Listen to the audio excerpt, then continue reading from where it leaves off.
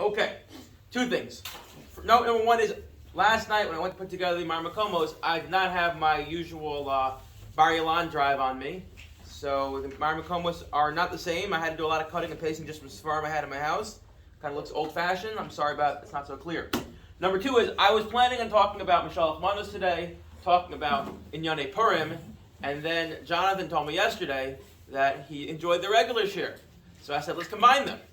Let's find a critical tshuva in the area, in the realm of Mishloach Manos, and based off that, we'll do a letters of tradition, talk about the person a little bit, not totally, and talk about Mishloach Manos. My goal here is to essentially talk a little about the Chassam Sofer, show you how the Chassam Sofer has his landmark tshuva when it comes to Mishloach Manos, the gifts we give on Purim, and based off that, there are going to be 7 nafkaminas. Each of them is going to teach us a different halacha when it comes to Mishloach Manos. So it's not just random nafkaminas. They're out. There are, the lumdus for the sake of lumdus, although we love that as well. But it's also each one of these nafkaminas in the Chassam Sofer is going to teach us a different halacha. So let's begin. Who is the Chassam Sofer? The Chassam Sofer is one of the most important, I'd say, achronim in the last 200-300 years. He was a very, very broad person. He's someone who, because he was so broad, anyone can kind of, reappropriate him for their own needs and wants. We find out, with great figures who are broad, that oftentimes their students are not as broad and not as nuanced, and they don't pick up on all that nuance, and then they only take half of it. So you can literally write a book about how Chassam Sofer was the greatest Zionist and how he was the greatest anti-Zionist. Again, that's what happens. You have people who are that broad, and you find that. He was born in 1762 in Germany, and he died in 1839 in Pressburg, which is in Hungary. He essentially becomes the figure, epitomizing Hungarian Jewry, to the extent that you talk to any Hungarian Jew, Chassam Sofer is the be-all and end-all. The Oberlander Jews, you say the Chassam Sofer, that is it. Yes. Where does this fit into the reform movement that started? We'll get there, please. We'll get there.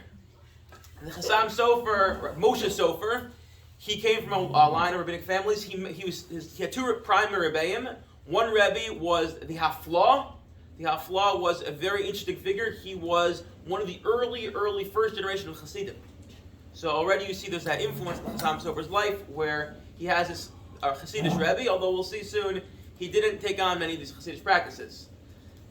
And then you're going to ask me, well, if you ask any Chassid, the Chassam Sofer is usually the way they paskin. Because again, Hungarian Jewry, but we'll get there in a minute. His other rebbe was Rav Nosson Adler. Rav Nosson Adler was a fascinating figure. We know very little about where he came from. He didn't write much. We know he was a genius. The way the Chassam Sofer writes about him, again, the Chassam Sofer being this great rabbi writes about his rebbe, it's unbelievable. Just the respect he gives his rebbe, the way he talks about this rebbe as just this genius. But he's a very interesting figure.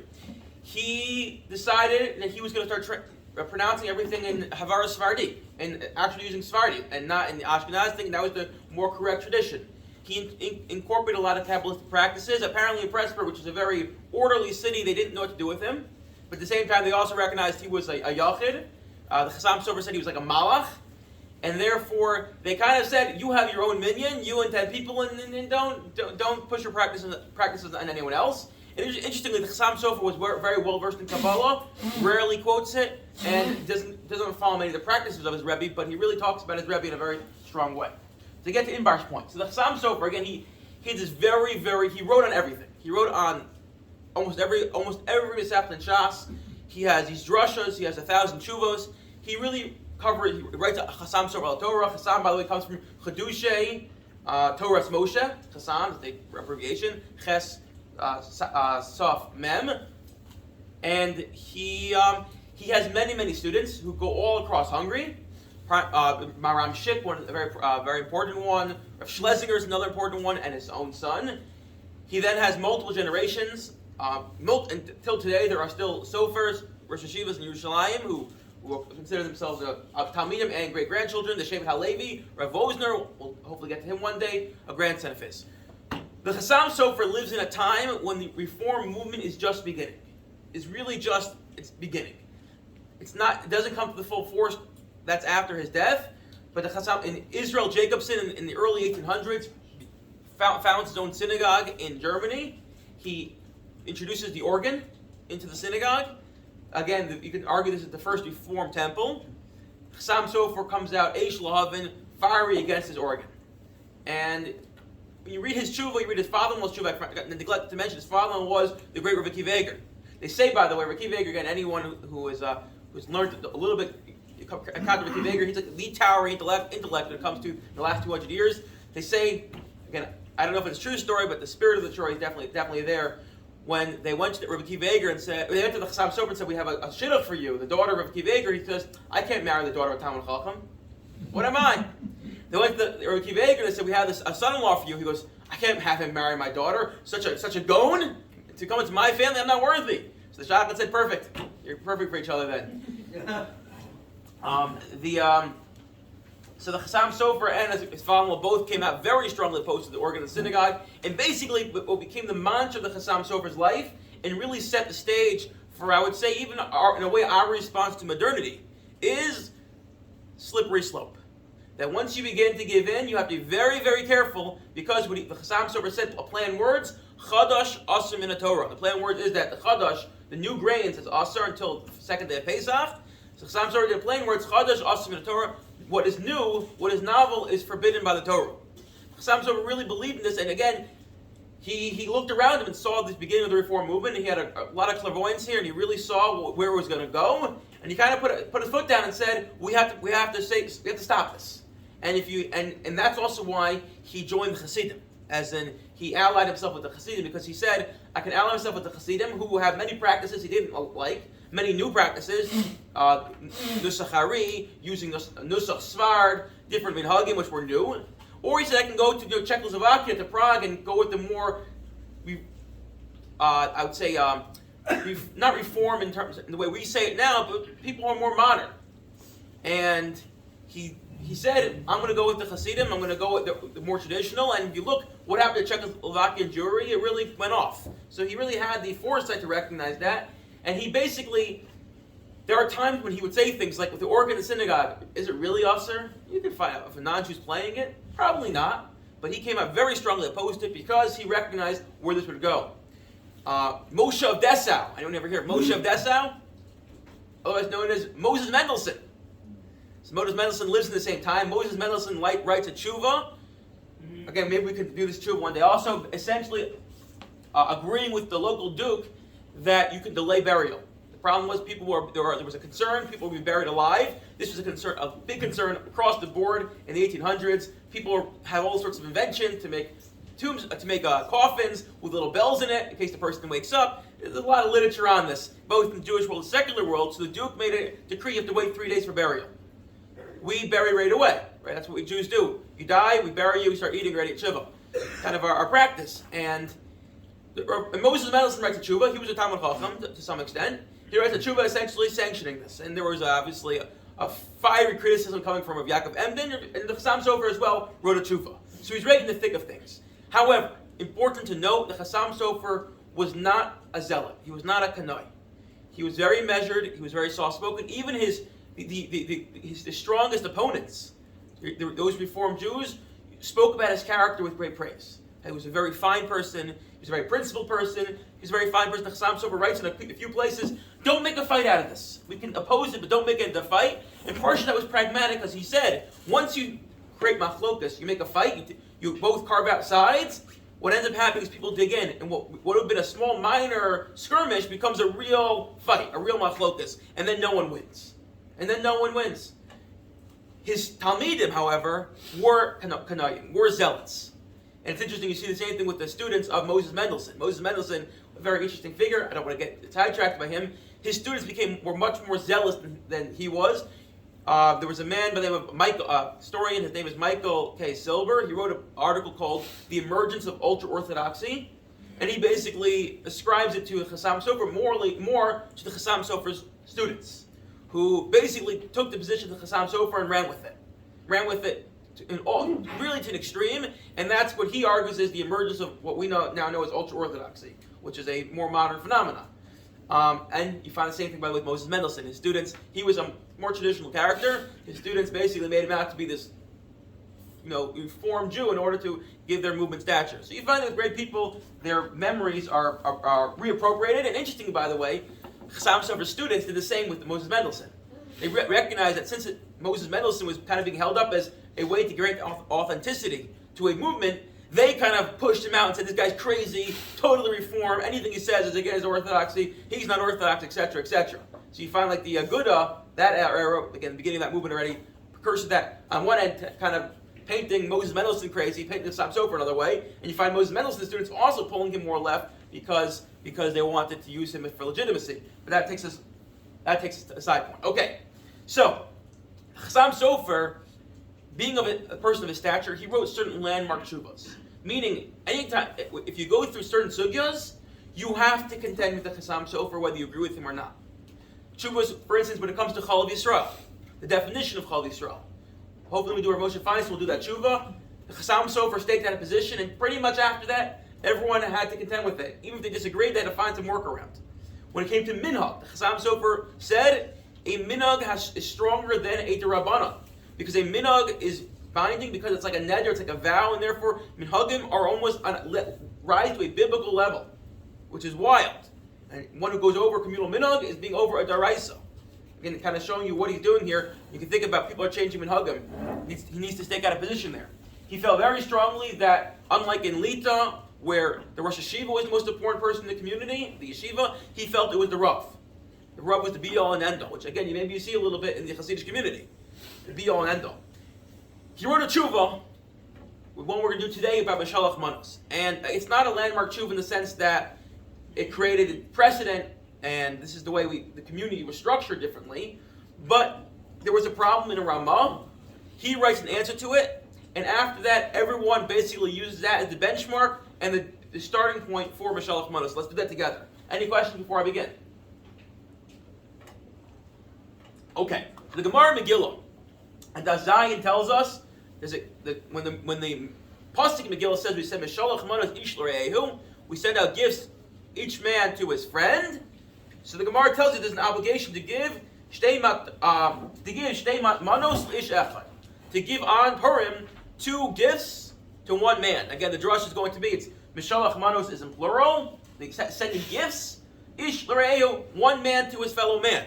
So the Gemara says, gifts to a fellow man, 2 gifts to one person. And the Gemara doesn't give much other detail, goes through a couple stories about different Tanoim and Amoraim who gave gifts, Mishloach Manot, to each other, etc. And that's about it. That's all you get in the Gemara about this concept of Mishloach Manot, something we all do, right? Give gifts to the poor. It says in Shulchan Aruch, let's read it together because it's very important. Source number 2. Chayiv l'sholeach l'chaver shtei manos basar o shtei mini o shal mini ochlim shenemar Mishloach Manot ish l're'ehu. On Purim day, or on Purim, I shouldn't add that day. On Purim, one has an obligation to give Mishloach Manot. V'chol hamarba l'shloach l're'im meshubach. And the more you give to more people, haris a meshubach. Why? What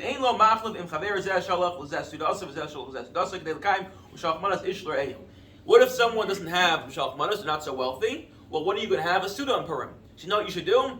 I make a Suda, Inbar makes a Suda, and we switch. And now I give him Mishloach Manot by giving him my Suda. He gives me Mishloach Manot by giving me his Suda, and we Mekayim Sudas Yontif. How beautiful, how wonderful. Comes along the Ramah. V'yesh l'shloach manos b'yom v'lo b'layla. Very critical. The mitzvahs of Purim, although we have 4 mitzvahs of Purim, 3 of them are only done during the day, as in the Suda of Purim. The Mishloach Manot and Matanos Lebyonim are only done during the day of Purim, although we do note on Friday night. The Rav Yah says there's some sort of kiyum to have a Suda at night, so everyone should go home and have a little Suda. And then here is the part that baffled everyone. V'msholach manos l're'ehu, hu eino rotz l'kavlon, o mocholo yatsa. I go to Yair's house, and I bring him a beautiful basket full of Mishloach Manot, perfectly themed to my theme, and I give it to him, and he goes, I don't want it. I don't want your Mishloach Manot. You take your Mishloach Manot and go home. Or he's like, I really appreciate that you made Mishloach Manot, but we already have too much candy. Pesach is coming. The dogs are going to eat it. Mochel, I really appreciate it. I don't want it. Says the Ramah, Yotze, you fulfilled your obligation. It's a little strange. Everyone wants to know what's going on here.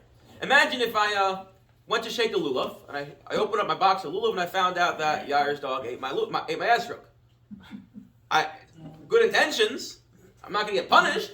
Onus Rachman Apache, the Torah allows for a case of onus, a case where it's not your fault, but did I fulfill my obligation to shake the lulav? No, presumably.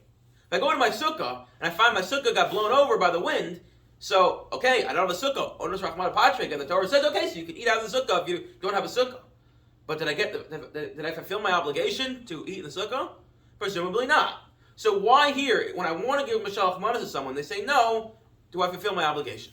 This is the question that everyone and their uncle asks. Yeah? Could it have to do with the fact that it's not the actual giving, it's the wanting of the giving? It's the idea of being kind to another so person. Maybe we'll get there. So we will get there, but we'll see that.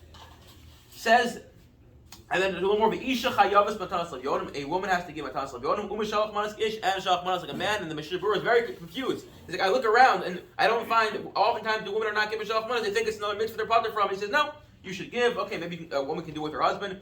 And then he says, very important, Isha Tishlach Isha Ish Ish. And a man should give to a man, a woman should give to a man. But you shouldn't switch it up because you can run into issues of it looks like Savik Kedushin, the man gives a woman a present, and people are like, oh, maybe he's marrying her. Yeah.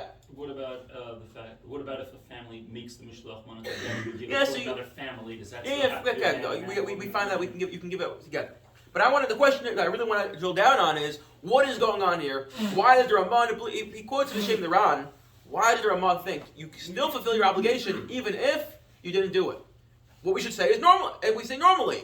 Yair said no, so I say, okay, I tried. Onus Rachman Apatre, as I keep on saying, the Torah recognizes the case of onus, a case where it's not your fault. Okay, so I didn't. Next year I'll get it. But here, no. I got the mitzvah. Says the Chassam Sofer. Okay, this is a Lamar Tshuva. He does a lot of research and he tries to figure out what is going on here. And he says this Ramah gets down to the very core of what is the nature of this mitzvah of Mishloach Manot. What does it mean? Why do we give Mishloach Manot? He says as follows. First of all, he has a long, nice introduction. Shalom, he says, B'simchas Purim, Harav Hagon, Yedidi V'Rav Chavivi Talmidi, to the great, my dear beloved, great rabbi and student, Hamuflok, who's well known, Moreinu Harav Eliezer. I don't know who he is. I did a little research quickly to find out who his student Eliezer was. Nothing came up in Wikipedia, so if Wikipedia doesn't know, then L'chor it's lost to the world. Ulechosno and his father-in-law Harav Hamufla Chorutz V'Shona in Mori Harav Moshe Lake. Okay. He goes on, and then he says as follows. Let's skip to the big paragraph. Al Divras HaPri Chodesh. The Pri Chodesh is one who asked the question most forcefully. The Pri Chodesh is a commentary on the side of the Shulchan Aruch. He's like, basically, Ramah, what are you talking about? To sum it up. He says this, that the Ramah says, Shepasik Behagosh Im Sholach Manot L'Reyu Lo Av L'Kabel Mi Mochel Al Yotze O Ki Mochel Lo Yotze D'Chavasa because of a Pri Chodesh Lo Yadati Nayin Zeh. What are you talking about? And he quotes more, and he says as follows. V'ani Omer. You see, it's the fourth line. Lo Ayin Hagon V'Hashakasim Rav Hashem Yerushalmi.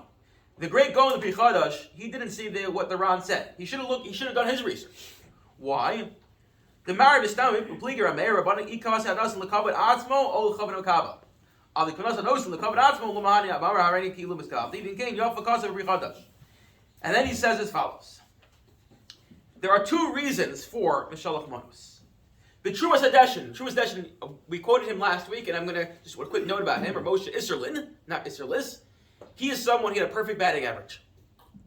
Every tshuva he writes is quoted in the Shulchan Aruch, I believe.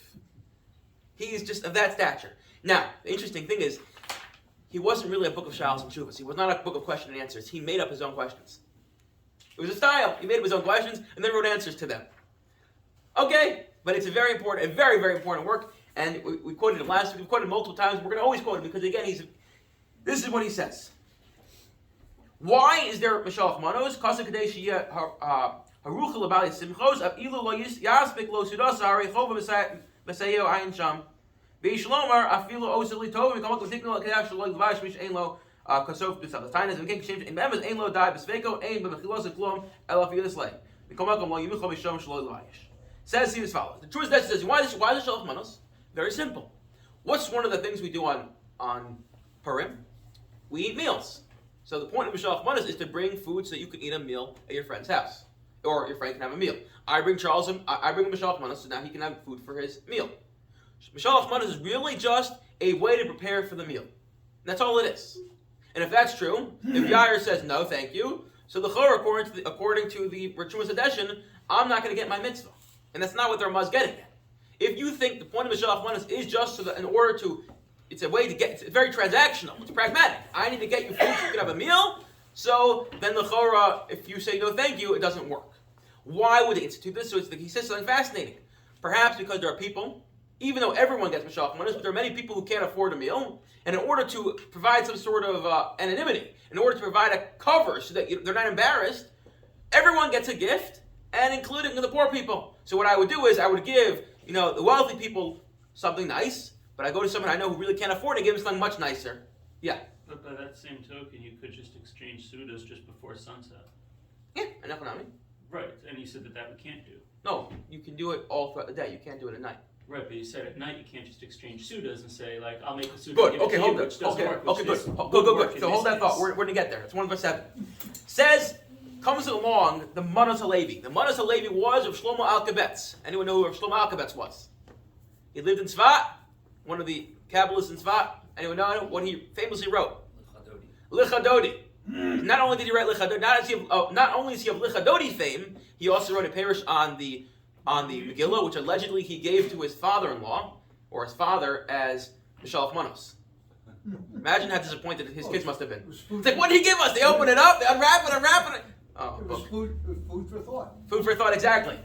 Why does it work? Says the Manos HaLevi. No. What's the point of Mishloach Manot? One of Mishloach Manot is Laharbos HaShalom V'Hareyos. Hey, for Magos HaAtzar Shalom Mefuzah Mefurad. Says the Megillah, we were an Am Mefuzah Mefurad. We were spread out. We were divided. Times were divisive. People didn't get along. How do we counteract that? We give gifts to each other. The point of Mishloach Manot is not that I'm giving you food for your meal, but rather I'm giving you a gift. It creates reyos, it creates friendship, it creates love, it creates fraternity. And that's the point of Mishloach Manot. And if that's true, says the Chassam Sofer, so if I bring over to Yair's house a beautiful, huge Mishloach Manot, assuming it's not a sefer, and he's like, I don't really want it, thank you very much, he's still going to feel that reyos, that friendship. It's not about the actual gift, it's about the intention. And also along with some Sofer says, don't make a big deal, it's not a huge thing. You don't want people going, oh, he didn't do it because he doesn't want to get the mitzvah. It's fine. You're Yotze. Correct. You're done. Good. Correct. Well, according to Chassam Sofer. So again, where does that leave us? Well, it leaves us as follows. Yeah. If you're following that same logic, wouldn't you be required to accept it because the very rejection of it is thereby reducing the reyos? So we'll get there in one. We'll get there. I'm going to get returned to that. If I don't, you'll plug it in. But again, so here's the basic idea. Why did Mishloach Manot? Two ideas. One idea comes from the Trumas Hadeshin. It's just a way to give food to someone. The other idea is no. It's not about giving food. It's not practical. Rather, it's about creating a friendship and community and fraternity, and that's why you give it. If that's true, I want to go through, depending on our time, we have a little time, not that much. We're going to go through 7 different nafkaminas, 7 different ramifications of this. Yes? So if that's the point, why does it have to be food? Very good. That's one of them. And what did the Manos HaLevi do? What did he give us Mishloach Manot? He gave us sefer. So I actually didn't write that one down. Now I thought of that today, and I looked up quickly this morning, and I saw there that according to the Manos HaLevi, there are those who say that you get Einach you don't have to give food. What we're going to see is we play both sides here. But okay, number one. Give food with the book. Number one is as follows. What happens? It works 2 ways. What happens if I want to give Mishloach Manot to my friend in California? So what do? I buy Mishloach Manot today. I put it in UPS, and hopefully it gets there. There's no major supply chain shortage. So I send him Mishloach Manot today, but he only gets it on Purim. Or what happens if I send him Purim, but he only gets it after Purim? What's the din then? So one can make the following argument. Says the Aruch HaShulchan Yesh Listapik, K'Sholach Manot L'Reyu, Shemachayim Kodem Purim. I send Mishloach Manot to my friend who lives far away. The Gilo Purim gets him on Purim, and Yotze Bazeh Yad Yidesh Mishloach Manot or not. Do you fulfill Mishloach Manot or not? So give me a second. So according to the Chassam Sofer, that the whole idea is just giving him food for a meal.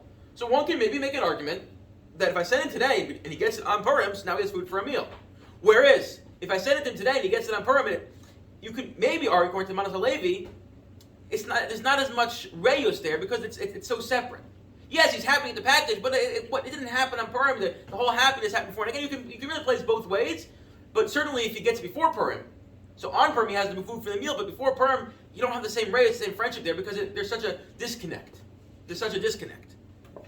Yeah. What if you send him the tracking number on Purim saying your package is coming? No. Because it's not about him accepting it or not, it's about giving So the now gift. community number one's going to be, and Aruch HaShulchan is unsure about this. And there are poskim work both ways. That if I send it before Purim, it gets to him on Purim, or Yotzi, or you're not Yotzi, presumably you can do it. Presumably you can do it. And the reason for that is because again, you have the Chassam Sofer quoting the Trumas Hadesh, and that is about you're giving him food for a meal. So even though you sent the charcuterie board 3 weeks ago and it only gets there now, I hope it's refrigerated. Look. Yes, maybe there's not as much friendship that's generated because you're not there. You're not giving it to him. There was a time lapse, but he has food for his meal. Now, community number 2 says the Aruch HaShulchan. What about if you send to a minor? You send to a child. One can make the following argument. If you send to a child, and the point of Mishloach Manot is about giving food for a meal, so now he eats his meal, all good and well. But if you send to a child, the point of Mishloach Manot is creating fraternity and friendship. Well, how often are people who are older really friends with kids? No, they're cute. We say hello, how are you? But it's not really generating and creating that sense of community in the same way.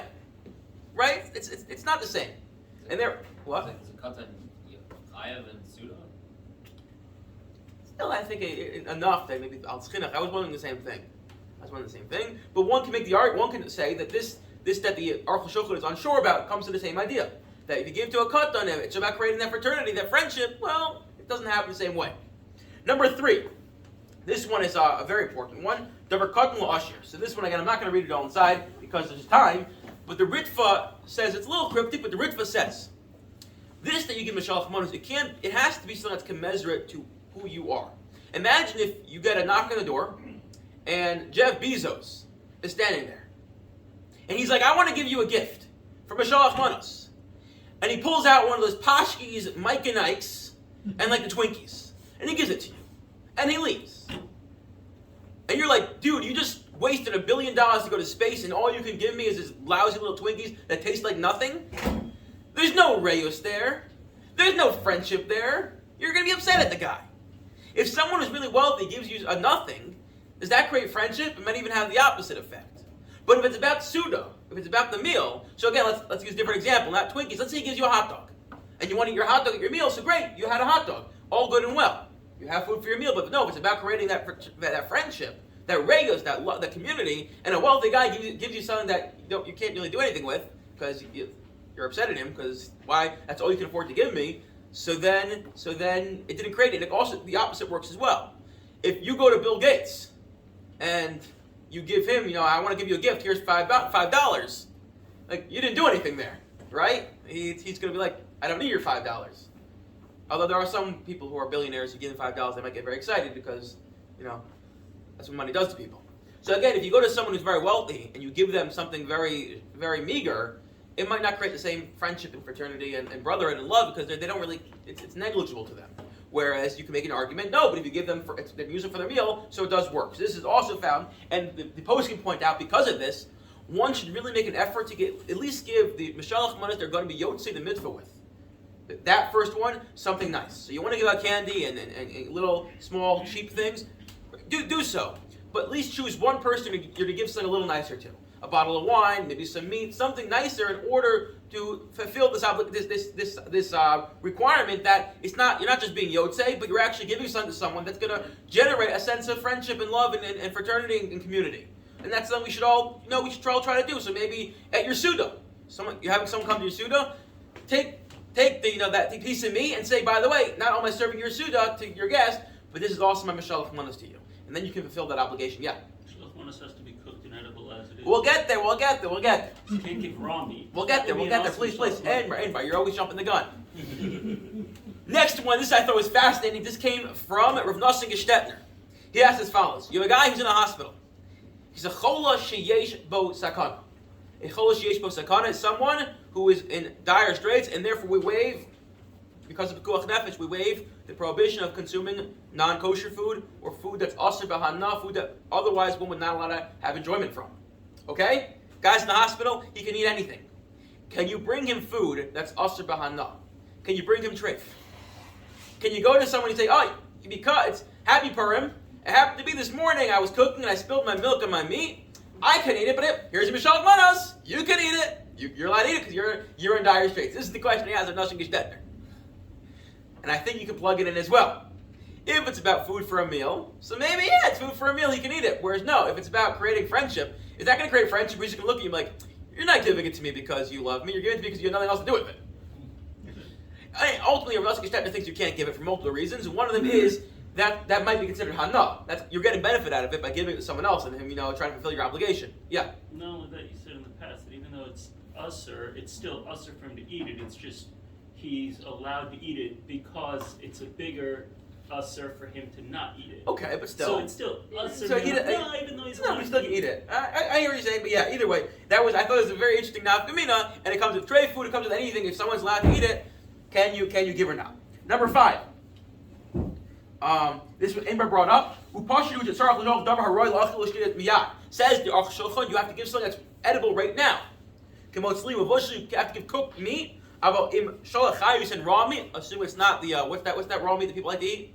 Tartar. Assume it's not tartar. Lo yotze. You're not yotze. Why? Why are you not yotze? Says the Aruch Shulchan, because it has to be food for your meal. Now the Taz jumps up and down. He's like, "What do you mean? Did you forget about the Manos Levi? If I bring over a really nice steak, a $30 steak, even if it's not cooked, you're gonna be happy." So the post can point out. The Mishnah Berurah says the Aruch Shulchan is machmir. You should really bring over food that's edible so that he can enjoy it for his meal. Mishnah Berurah says if you don't do so, that's fine. That's all good because you have the Manos Levi. Number 6. This comes from the Kasav Sofer. The Kasav Sofer was the Kasav Sofer's son. He says as follows. Can you send, let's say, this happens, you come back to your house on Purim, and you find like a bunch of bags in front of your house. Nothing more depressing than going out and come back and finding nothing. And you say, like, well, who gave this to me? You open it up, this is from the Shrek family, this is from the Lippis family. You get one, you don't know what's from. The tag fell off. Or is that person Yotze? Is that person Yotze? You gave it anonymously. You play ding dong ditch, and you drop in the door, you ring the doorbell, and you run. Are you Yotze? So you can plug it in as well. If it's about getting food to someone for the meal, so yeah, why not? Whereas no, if it's about creating the friendship, well, that friendship's not going to happen. Someone suggest, no, you're going to feel good and happy, you're going to love the world, you love people. Oh, look, people love me, but I think it's a little far-fetched. Like, if Stan brings over food, I don't know what Stan, so I'm not going to have that warm feeling. I'll always have that warm feeling towards Stan, besides the fact he's the candy man. But that's not generated, and therefore, Kasav Sofer thinks you are Yotze. He thinks you are Yotze, but that's, again, one more. And lastly, the last one is Kofin. The Mishnah Yavit says as follows. When it comes to mitzvos, there are times when we will coerce someone to fulfill a mitzvah. As in, we don't do it nowadays because of just the world and the nature of rabbinic authority. But if someone's not fulfilling a mitzvah, we say we try to enforce them to do a mitzvah. Would we enforce someone to give Mishloach Manot? Let's say a guy walks in and says, "I'm not giving Mishloach Manot." Would we pressure him to give? And says the Mishnah Yavit or Zolti, same day. If it's about giving food for a meal, then certainly we pressure him to give. But if it's about the Manos Levi to create reyus and friendship, if I walk over to Jonathan, I'm like, here's my Mishloach Manot. My arm's being twisted. I have to give it to you. That's not creating friendship. It's like when you tell your kid, say I'm sorry. Abba said I have to say I'm sorry. Like, that's not a real apology. It has to be spontaneously generated. In fact, some of the posts can point out, why do we make a bracha on Mishloach Manot? So often what's quoted to Rashba, that Rashba says, we don't make a bracha on a mitzvah that's contingent on someone else. I don't make a bracha when I give tzedakah because maybe the ani won't take it. It ends up being a bracha l'vatala. Yeah, but you said at the beginning of the Shiur that doesn't matter. What? That with Mishloach Manot, it doesn't matter if they accept it or not. That was how you opened the Shiur. Correct. Well, that's the Ramah. But So then you should say a bracha according to the Ramah? No, the Ramah would think it's not accepted, but according to the Chasam Sofer quoting the Tumas Hadeshin, it has to be accepted. But what was your question to me? This is where I'll plug it back in. Your first question. No. Well, we'll plug it in over here. Perhaps one can suggest the reason you don't make a bracha on it is because in a way we want to deinstitutionalize it. We want to make it spontaneous. Less about the ritual and more about, I want to give a gift to you. And the way to do that is you don't almost take away the ritual aspect to it. In fact, I saw someone, I forgot who it was, who said, really there's a mitzvah to give Mishloach Manot all year round. We always want to create fraternity and friendship and brotherhood and community and all the other buzzwords I've been using. One day a year, we make sure you do it, just to remind you should always be doing it. But then the idea of Mishloach Manot is the reason we're not going to enforce it, we're not going to coerce you. The reason we don't institutionalize it in the way of making a bracha is because friendship only comes when it's spontaneous, when it's given out of the goodness of our heart. And therefore, we won't necessarily force you. We don't make a bracha. And I want to end off with as follows. There's an idea out there. Why do we give Mishloach Manot? It's a different idea, and that is the ikar mitzvah of the day. And I said this the other night is matanos levyonim, gifts to the poor. That's the ikar mitzvah of the day. And simcha, you can't. The Rambam always says you can't have simcha if other people need money. You can't have simcha. Real simcha comes from giving. The ikar mitzvah of the day is matanos levyonim, and says, I forgot who it was. I saw the tshuva. It says as follows: imagine if, it's true.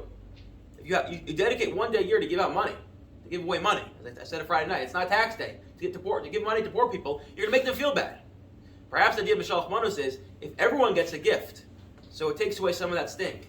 It's a sensitivity to the people who need money that we're not going to just make it like, oh, you're the Nebuch who's coming today collecting. But rather, everyone who comes to my door is going to get something. Some will get food and some will get money.